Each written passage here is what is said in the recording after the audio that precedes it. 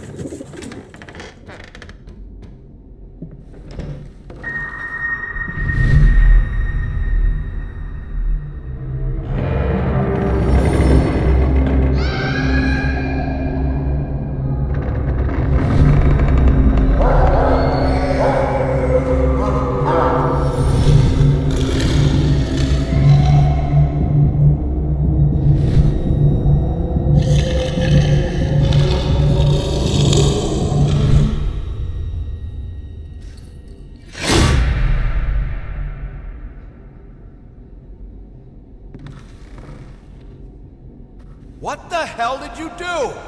Oh, you didn't mean to. Well, that makes it all better, doesn't it? It'll just magically unbreak because you didn't mean to. Go on, get out of here. Go to your room and break shit in there. Just take all your toys and smash them one by one. And keep at it. Maybe you'll finally get good at something.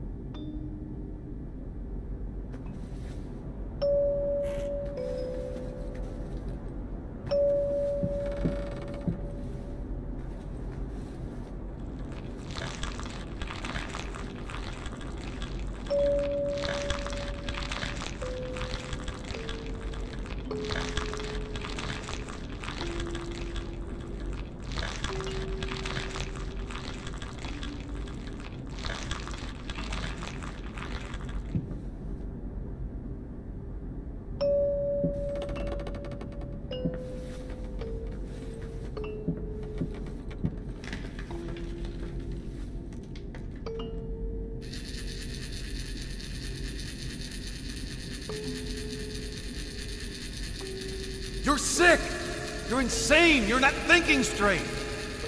You're right. I am sick. I'm sick of you not being there for us. We need you. I need you. When was the last time you slept with me? Christ, when was the last time you even touched me? Do you know what that does to me? Do you know that my own husband is disgusted with me? Well, excuse me if I've been too busy working my ass off trying to provide for this family. But no, you're right. It's much more important to whisper sweet nothings in your ear. You call that work?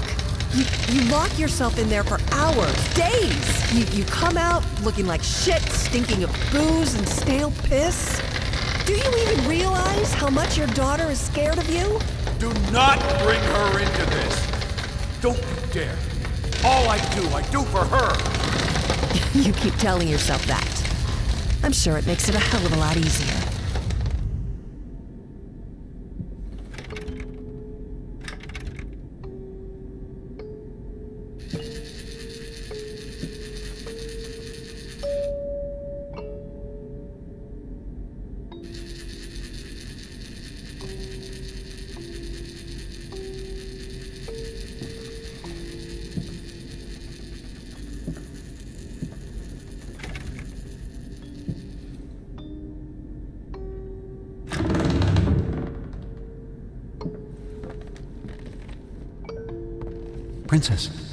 Princess, wake up. I need you to get dressed real quick. There are men coming. Some very bad men. They want to take you away from me, but I won't let them. We won't let them, will we? Yes, now I remember. Throughout all the chaos and misery, in his own flawed and misguided way, he did love her after all. His way of expressing it was a different matter altogether.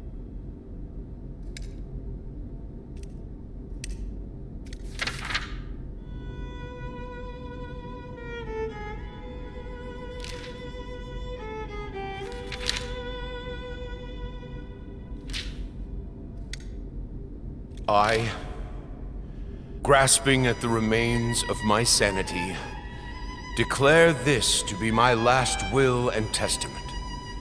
I hereby deem all my previous wills just as worthless as the shallow husks calling themselves my friends and associates.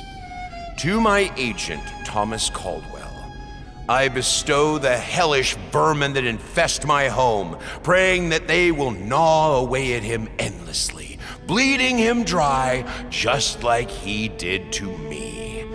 To my publisher, Liam Brickstone, I bequeath the flames that consume the love of my life in hopes they will devour him, along with the wretched whore and the squealing bastard he calls a family.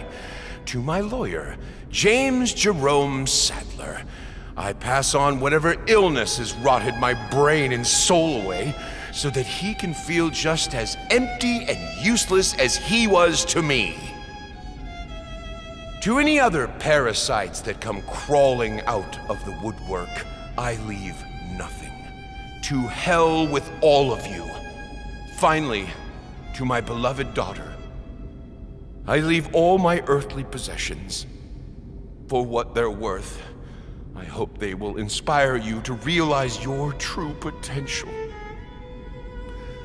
The final, most precious gift, however, is not mine to give. You will have to discover that on your own. I believe in you, as I always have.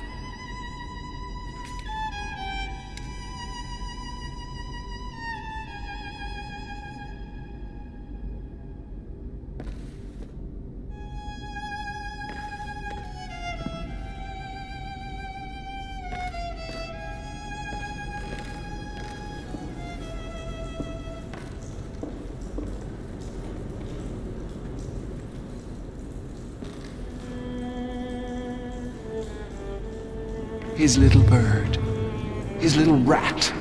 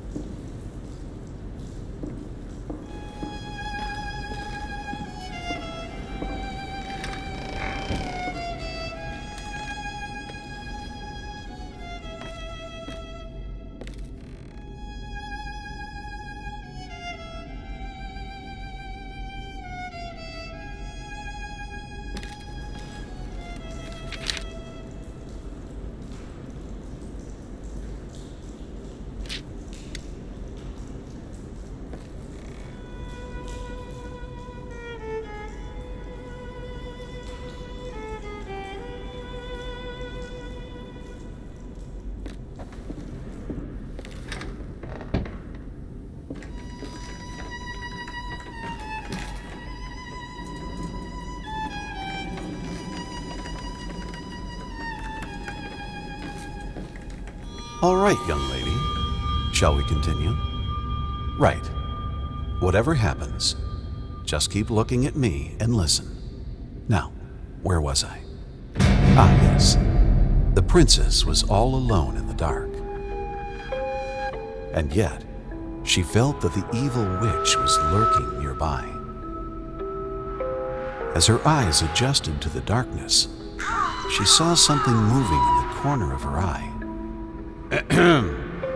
Princess, keep looking at me. As her eyes adjusted to the darkness, she saw something moving in the corner of her eye. And yet, she did not dare to move, for she knew that that would be the end of her. The princess heard a fearsome growl. The witch had unleashed her familiar, the hellhound. The monster... Look at me! The monster sniffed at the air, its perky ears wary of even the slightest sound. The princess remained motionless, letting the monster pass. There was a stillness in the air. The princess breathed a sigh of relief. For a moment, it seemed like the worst was behind her, and yet she knew that it was not over. There was still danger nearby, waiting for her Do you want this story to have a happy ending or not? There was still danger nearby, waiting for her slightest move. Frozen in terror, she kept looking straight ahead. Suddenly, she heard a terrifying cackle. It was the evil witch herself. The wretched thing despised beauty and innocence, for she had neither. The hag was near, just outside of view, but our heroine didn't dare to look. She had to keep her head straight, lest she be cursed by the witch's foul magic. She could almost feel the chilling touch of the witch's hand at her neck. She felt the sudden urge to run away, but fought it with all her will, for she knew that was precisely what the witch would have wanted. And then, just like that, the chill was gone. She saw a glimmer of light over the horizon. The sun was almost upon her. It was almost dawn. It was almost over. And there. The princess stood triumphant in the sun, smiling as she... Wait, that's not right. Her face. Why is she still... scared? Oh, God. I didn't mean to... Princess, I am so sorry. It's not that he was cruel. It's just that, to him, reality was just a pale reflection of art. He was blind to the world, unless it was translated to him through a canvas.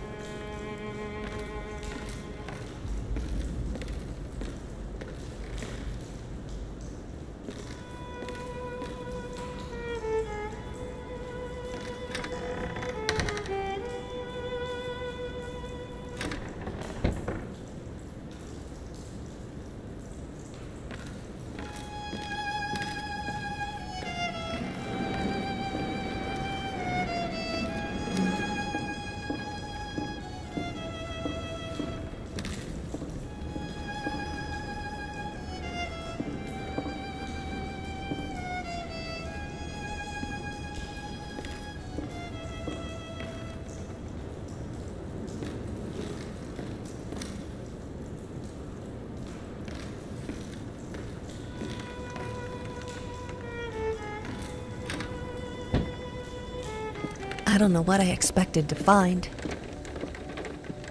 A farewell note? A final will?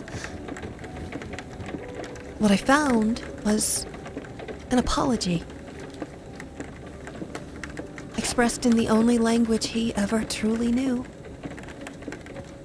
At that moment, I could finally see my father for what he was. A man driven insane with sadness and guilt, trapped in this house, a nightmarish echo chamber of past mistakes and tragedies. It was this house, a place beyond hope, beyond redemption. I knew what I had to do.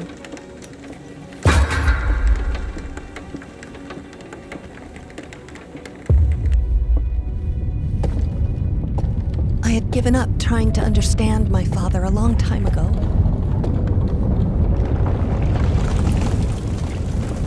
But I could finally forgive him.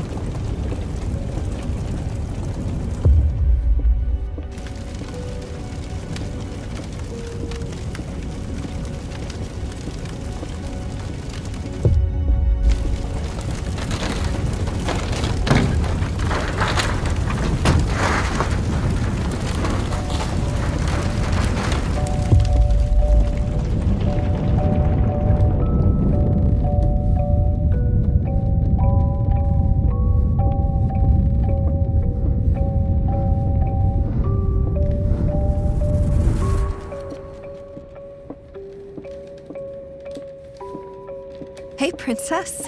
What have you got there? Oh, that's so lovely, sweetie. But why pink?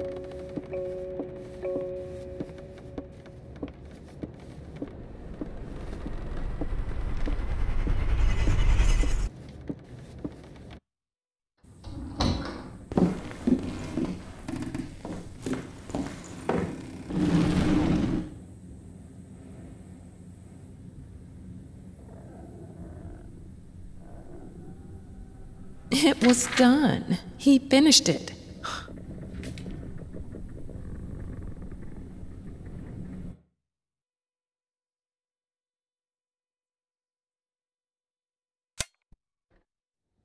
My very first memory is that of hitting a piano key. My small, chubby finger, the cold, smooth ivory under my skin. And then exhilaration, pure joy as I heard the immediate response to my action. The sound that appeared just because I pressed that key. I'm not gonna let it go. I won't be imprisoned.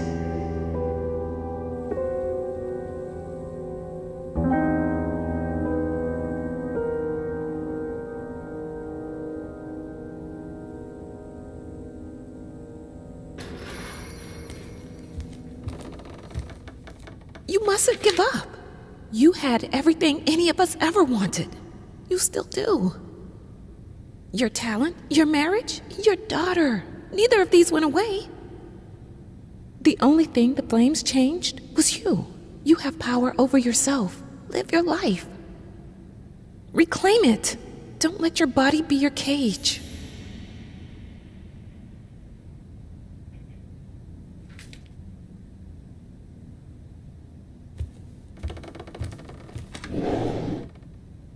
Hush now, my baby. I'll tell you a tale. There was a man whose world wasn't pale. There was a woman who made the world sing. And they found love, the most beautiful thing.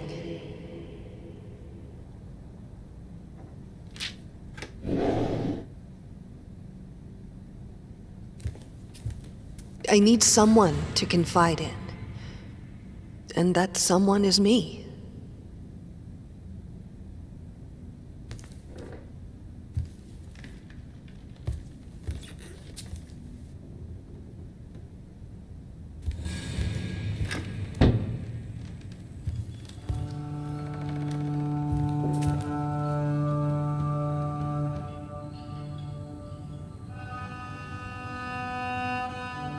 After some time, they had a child that brought light to their life, a lot of light. She loved her parents, her dolls, and her toys. And even Daddy wasn't mad at her noise.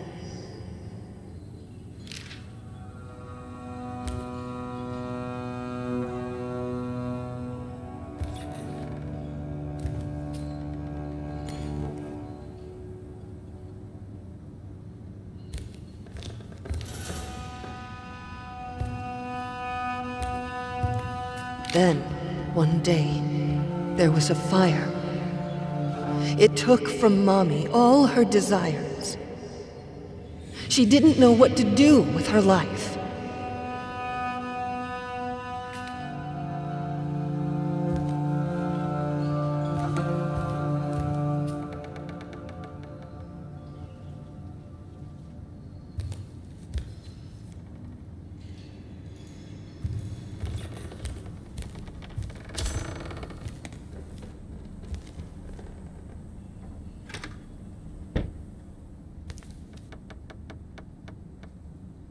Is this how I looked?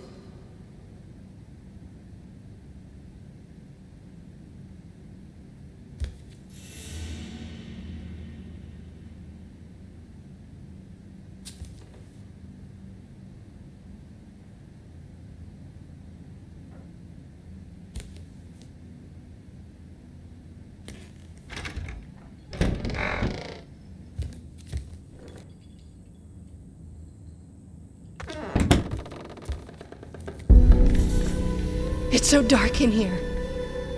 Time to let the light in.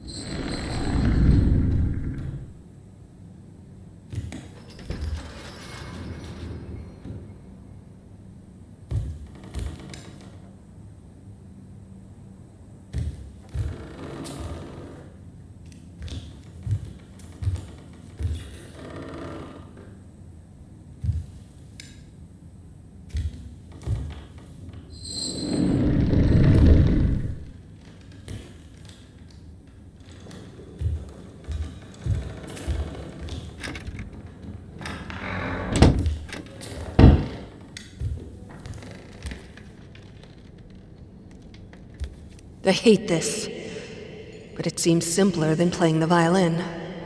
For now. Feels like sewing myself in place, though. Binding myself to my prison.